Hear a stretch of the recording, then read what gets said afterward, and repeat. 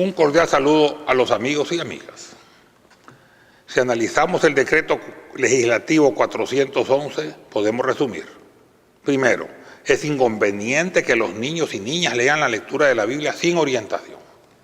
Segundo, es imposible que el orientador no transmita a sus alumnos su ideología religiosa, por lo cual entraríamos en un proselitismo religioso, voluntario o incluso involuntario. Tercero, la lectura obligatoria de la Biblia en las escuelas atenta contra varios artículos de nuestra Constitución política, contra la libertad de cultos, artículo 25, con el derecho preferente de los padres a escoger la religión de educación o la religión de sus hijos, artículo 55, a la educación esencialmente democrática de los centros educativos oficiales, artículo 57, y contra la libertad de cátedra del artículo 60. Fuera de ellos incumple el artículo 55 en otra parte, en la cual exige que debe combatirse todo espíritu de intolerancia y odio en la educación. 4.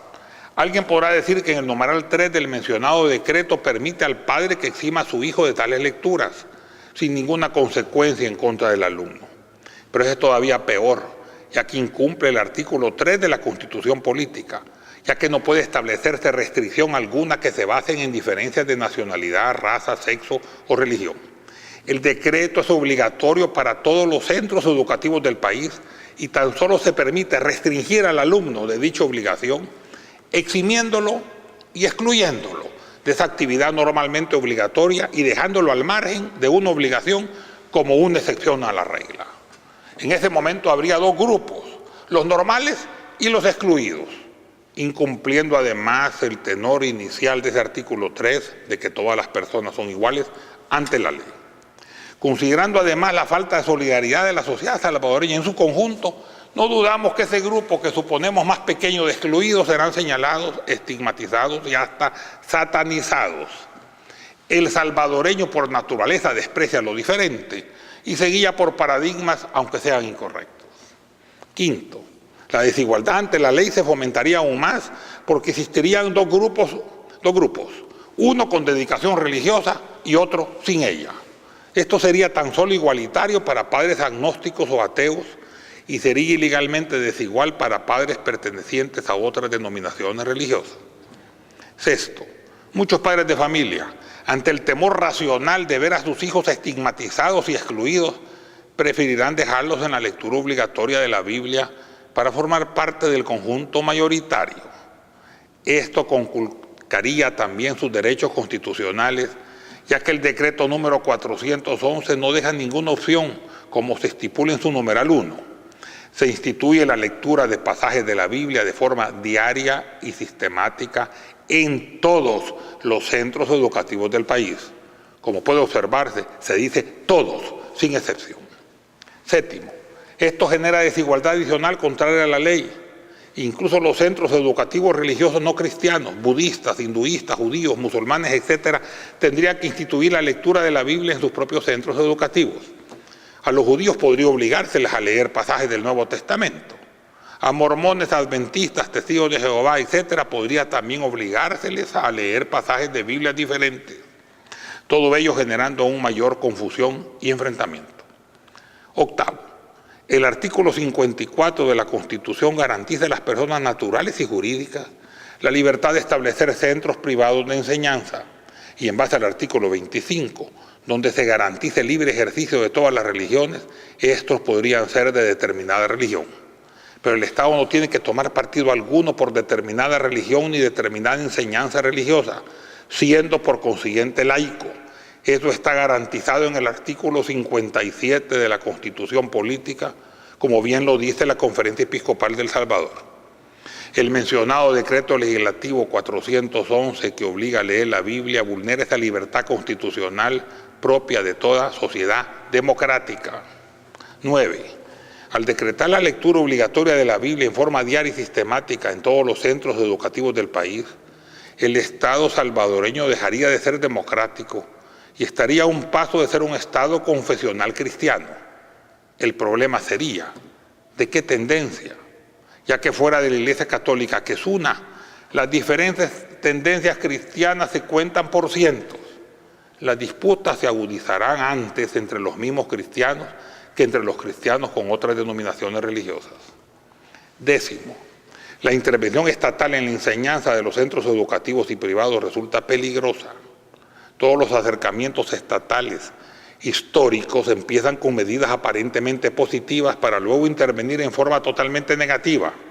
La independencia mutua en materia religiosa resulta aconsejable. Si se permite la intervención estatal en la educación religiosa de todos los centros educativos del país, se siente un mal precedente. Hoy resulta para muchos agradable, ya que se trata de instituir la lectura de pasajes de la Biblia de forma diaria y sistemática en todos los centros educativos del país. Pero en el futuro puede ser lo contrario: la prohibición de la enseñanza religiosa, la prohibición de usar vestimenta religiosa o de rosarios o crucifijos, el nombramiento estatal de dirigentes religiosos, etc. Como bien lo dice la Conferencia Episcopal de El Salvador, el Estado no debe imponer o prohibir una práctica religiosa, como en este caso la lectura de la Biblia sobre los habitantes de la nación. El pastor Mario Vega de la Iglesia Cristiana Elim lo manifiesta con otras palabras. Veo como un peligro o incluso un retroceso histórico que en este momento se presenta como algo favorable, lo que implica la lectura de la palabra, pero de esta misma manera en el futuro se podrán tomar otras medidas que no sean favorables. Últimamente el pastor Toby Jr. se inclina por este temor. La imposición a través de la ley no es buena, no es la solución, porque así como hoy nos pueden obligar a hacerlo, mañana la Asamblea Legislativa nos puede prohibir hasta aportarlo. Para los musulmanes no puede haber imposición en materia religiosa. Capítulo 2, versículo 256. Ni siquiera para la enseñanza del Sagrado Corán. El mismo Corán reconoce que el que quiera creer que crea y el que no quiera creer que no crea. Capítulo 18, versículo 29. Todos los libros religiosos revelados como la Biblia y el Corán están llenos de verdades y enseñanzas notables e importantes, pero son tremendamente complejos y necesitan dirección para ser leídos. El problema empieza con la traducción de los textos a idiomas diferentes al original. La Biblia escrita en hebreo y arameo y el Corán en árabe son tres idiomas semíticos emparentados entre sí, que al traducirse a idiomas diferentes deben realizarse por traductores que dominen no solo el idioma original y el de la traducción, sino también la forma de pensar y las costumbres semíticas, históricamente parecidos entre sí, pero totalmente diferentes a Occidente.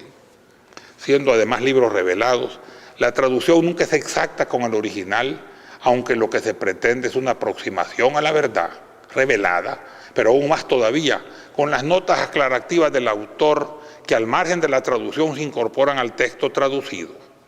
En el caso de la Biblia, el problema se complica porque no se dispone del original para confrontarlo.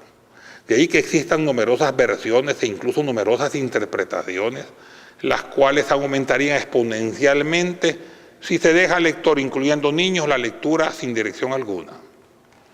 Aún para una persona versada en estudios bíblicos, la lectura es bastante complicada.